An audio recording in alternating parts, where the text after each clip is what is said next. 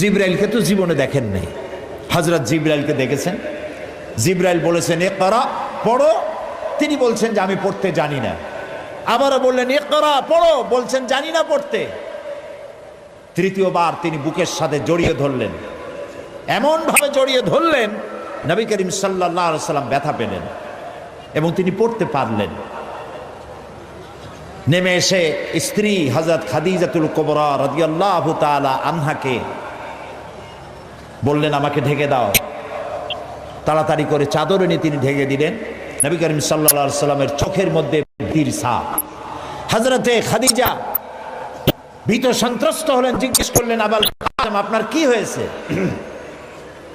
তিনি ঘটনা শোনালেন। হযরত খাদিজা কি বলতেছেন শোনেন।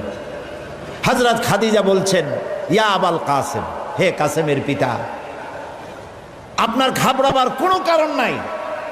কোন দুষ্ট জিন, কোন দুষ্ট শয়তান আপনাকে অনিষ্ট করতে পারে না, কারণ আপনি সত্যবাদী। আপনাকে কোন দুষ্ট জিন, কোন শয়তান আপনাকে অনিষ্ট করতে পারে না, কারণ আপনি আত্মীয়তার হক আদায় করেন। আপনি এতিমকে, মিসকিনকে খেতে দেন, আপনি বিধবাকে আশ্রয় দেন, আপনার ক্ষতি কেউ করতে পারে না।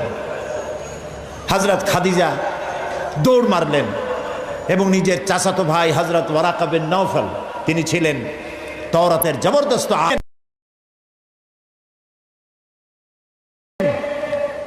নবীজির মুখে খবর শুনলেন। সবটা শুনে নবীজির মস্তক মোবারকের উপরে চুমো খেয়ে বললেন কুদ্দুসুন কুদ্দুসুন, অতি পবিত্র, মহাপবিত্র ইয়া মুহাম্মদ সাল্লাল্লাহু আলাইহি ওয়াসাল্লাম, আপনার কাছে যিনি এসেছিলেন তিনি কোনো জিন নয়, তিনি মহাপবিত্র আত্মা, তিনি ফেরেশতা। যে ফেরেশতা এসেছেন ইব্রাহিম, মূসা, ঈসা, ইয়াকুব, আইয়ুব, সমস্ত নবীদের কাছে যে ফেরেশতা এসেছে, সেই জিবরাইল এসেছিলেন আপনার কাছে। তাওরাতে আমি যা পড়েছি তার সাথে মিল হয়ে যাচ্ছে, আপনি আখিরি জামানার পয়গম্বর। তবে আমার জন্য আফসোস, আমি বৃদ্ধ, এই জাতি আপনাকে খুব কষ্ট দেবে, নির্যাতন করবে। সেদিন পর্যন্ত যদি আল্লাহ আমারে বাঁচায় রাখেন, আমি আপনাকে সাহায্য করব, আপনার সাথে থাকব। প্রিয় ভাই সব, একটা নারী, একজন স্ত্রী পুরুষের জন্য, স্বামীর জন্য সব থেকে উত্তম সাক্ষী দিতে পারে, এর থেকে ভালো সাক্ষী আর কেউ দিতে পারে না। আল্লাহর নবী যখন তার স্ত্রী হযরত খাদিজা রাদিয়াল্লাহু তাআলা আনহাকে যখন দাওয়াত দিয়েছেন, আল্লাহ রাব্বুল আলামিন যখন দাওয়াতের জন্য বলে দিলেন নিকটবর্তী আত্মীয়দেরকে দাওয়াত দাও, সর্বপ্রথম নবীজি গিয়ে হযরত খাদিজাকে দাওয়াত দিলেন, বললেন আল্লাহ ছাড়া কোনো ইলাহ নাই, মাবুদ নাই, তার উপর ঈমান আনো, আর আমি মুহাম্মদ রাসূলুল্লাহ সাল্লাল্লাহু আলাইহি ওয়াসাল্লাম আখিরি জামানার পয়গম্বর, আমার উপর ঈমান আনো। স্ত্রীর জন্য স্বাভাবিক ছিল। স্ত্রী তো কমসে কম স্বামীরে চেনে, কি বলেন আপনারা? চেনে না? সব মানুষকে আপনি ধোঁকা দিতে পারবেন, সব মানুষকে আপনি চোখে ধুলা দিতে পারবেন, কিন্তু স্ত্রীকে ভাঙিয়ে দিতে পারবেন না। ঠিক কিনা বলবেন?